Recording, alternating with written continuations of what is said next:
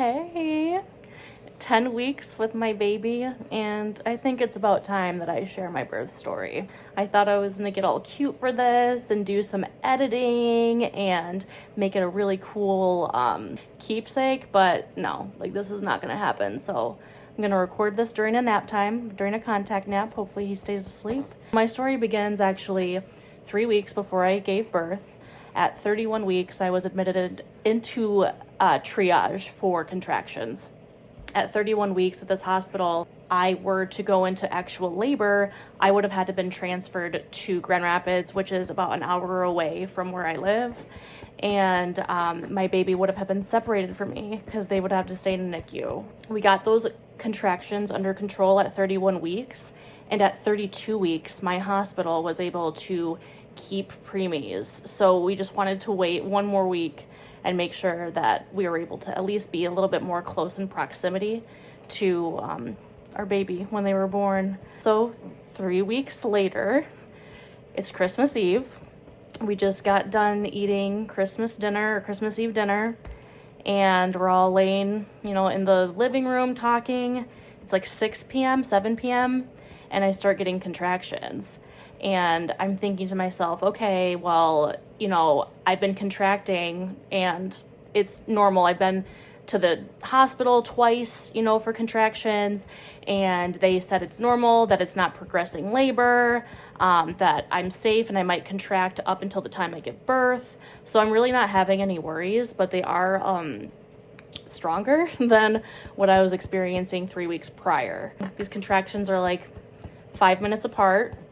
They're strong, but not like crazy. So I go to bed and I was like, I'm just gonna, chill out, see if I can get some sleep, see if they go away. And when I tell you, I maybe slept like 4 hours and these contractions did not stop. I called the hospital at 7 a.m. on Christmas Day saying, hey, I've had nonstop contractions for 12 hours, 5 minutes apart. They're very strong. And the doctor, on-call doctor, let me know that if I were to come into the hospital at 34 weeks with contractions, there's nothing that they're going to do to try to prevent labor. So the risks and the risks outweigh the benefits for trying to stop labor at 34 weeks. So at this time I was 34 weeks and 2 days. So in my head, this whole time I'm thinking, I am not going to go into that hospital until I cannot handle it anymore. I wanted so badly to labor at home. So that's exactly what I did. Christmas morning, everyone's waking up, we have breakfast. I'm contracting through breakfast. Oh my gosh, this is our first Christmas back home in Michigan in 4 years.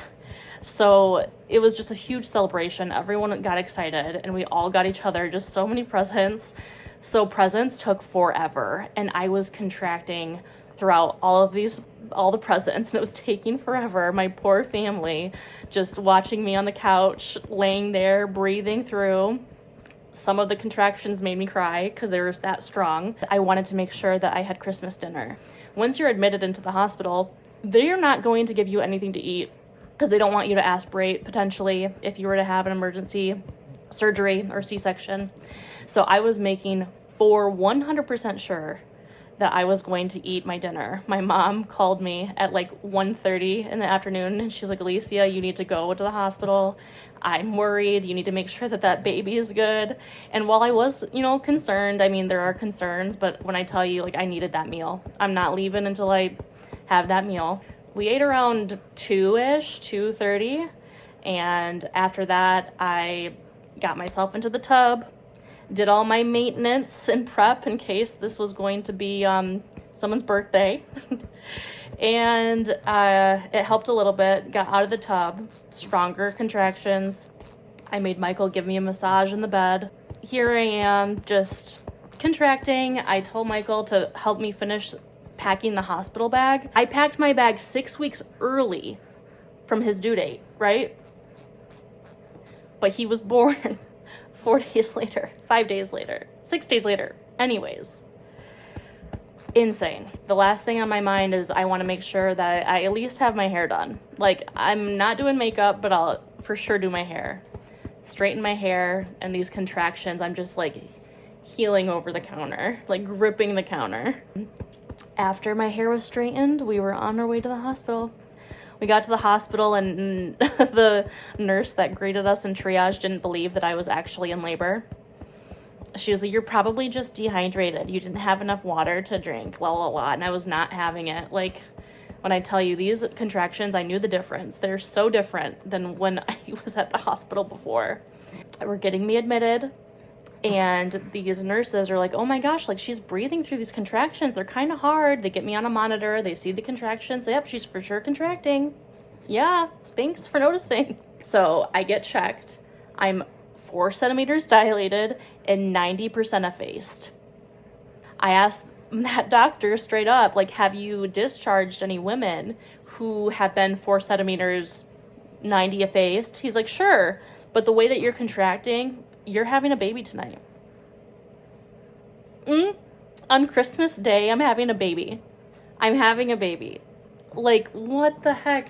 Wrapping our heads around this was so insane, like so nuts. Like in triage for an hour and a half because it took 7 tries to get an IV in my arms. When I tell you I was bruised up from this IV, it was insane. I get checked again. I'm 5 centimeters, get up into a labor and delivery room. I'm the only one giving labor at that time on Christmas Day.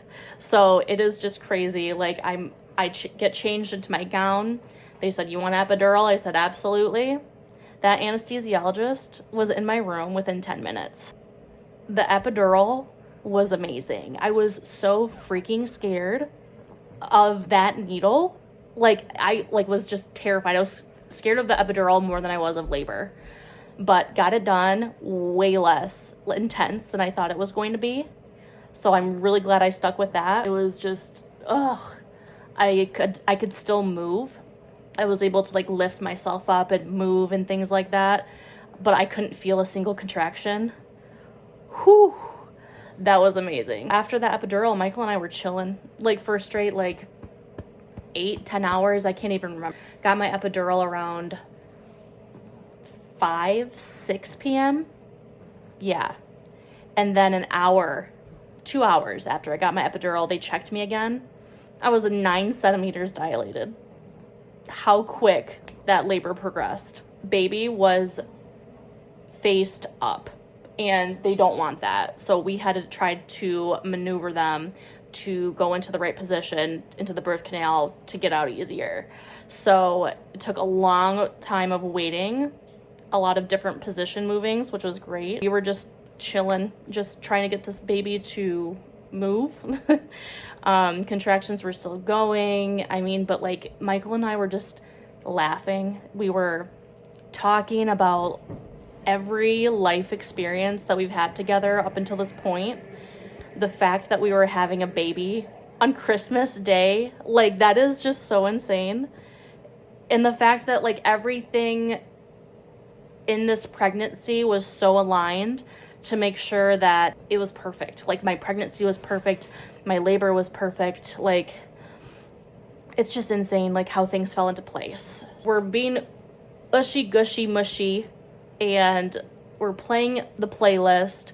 Michael adds the perfect songs to my vibe. Like, we have, like, 5 hours of music, like, going on, and we turn it on and off. Like, I watch some TV shows on my iPad while Michael tries to get some sleep.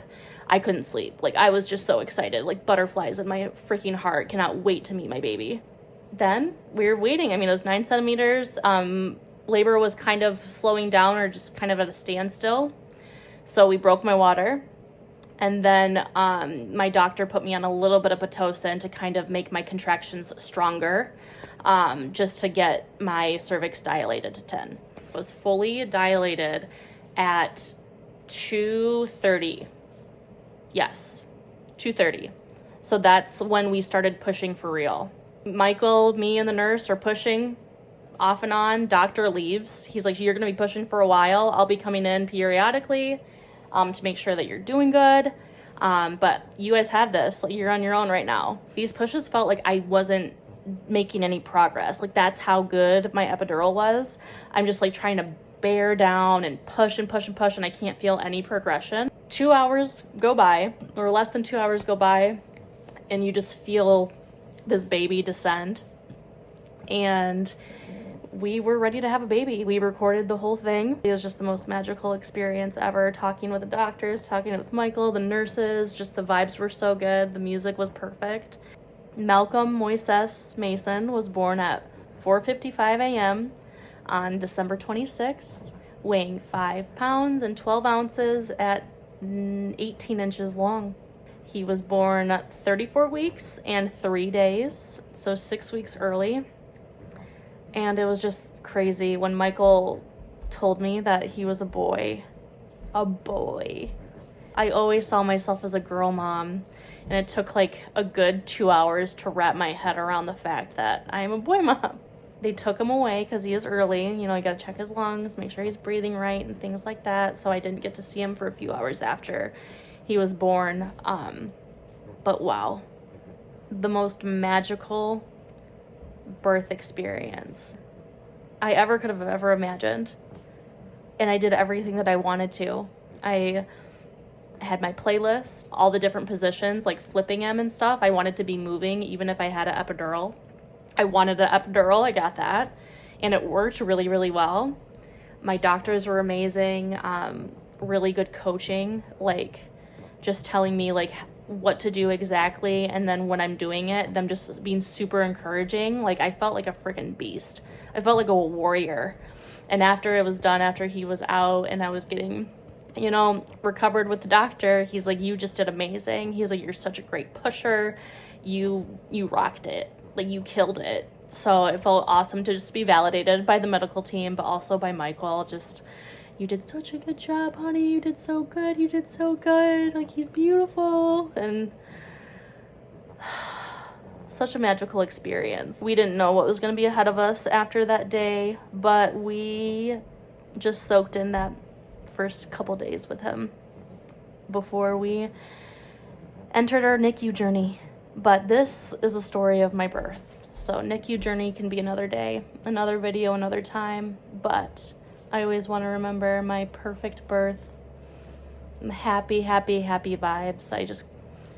I love my hospital. I loved those medical staff. I'll never, ever forget them for being so attentive. But man, I wish every woman could have the experience that I did. That was awesome. Thanks for listening. Rambling on, but special to me. Happy birthday to my Santa baby.